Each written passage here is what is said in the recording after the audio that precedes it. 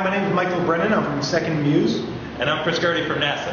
And we're here in Melbourne, Australia, helping organize the International Space Apps Challenge. Actually, we're here on Mars in Melbourne, Australia, helping organize the International Space Apps Challenge.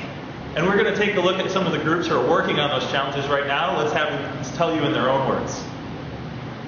We've got a team out here today. We're working on the My Travel Impact problem, which is the offering suggestions based on carbon emissions and travel for individuals, and we're trying to take that to a sort of a community level and to get some more engagement on how things are actually happening.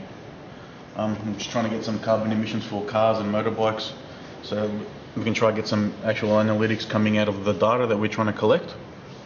During the Skype chat, the guys in Canberra are actually working on the same project but very similar ideas. There's a bit of crossover there, but they're taking a bit of a different spin and trying to figure out how it's actually going to be all presented to the user from what they gave away, so I'm not too sure what they're doing yet. But it looks like there's a fair bit crossing over. Tell us what you're working on. Alright, we're called Fleetwood Map, and we're working on where's the fleet. So it's basically tracking satellites and deep space probes throughout the solar system. Yeah.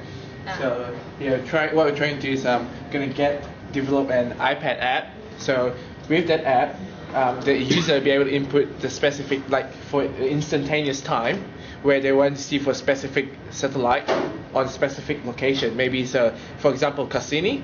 It circulates Saturn. So with that, the user can see where Cassini is at this moment. So at which location, revolving around Saturn, and then or so you could have like a view of a specific planet. Alternatively, you could have like interplanetary probes. So we've got Curiosity at the moment between Mars and the Earth, so you can see where it's going relative to the rest of the solar system. We're getting the data from the Jet Propulsion Lab NASA website. So we can basically put in any input about where it's from, what it's monitoring, what time frame we want. So it's really, really flexible. For the moment, we're just developing for Cassini, International Space Station, and for Voyager. Yeah. But we try to put as many space probes as possible that we can find with data available. So yeah, that's about it. Yep. My name is Mohsen from Melbourne University. I've got Dawood, Amir, and Moin. We are working on Hazard Map Challenge, and basically the aim is we can get data about disasters, whatever people are tweeting on Twitter, on Facebook, on other social medias, grab them, scrap them if you like from the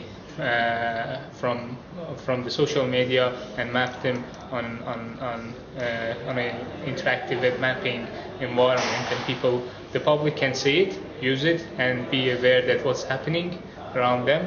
As well, the governments or authorities interested in this data, they can download them digitally and use for whatever purpose they need it.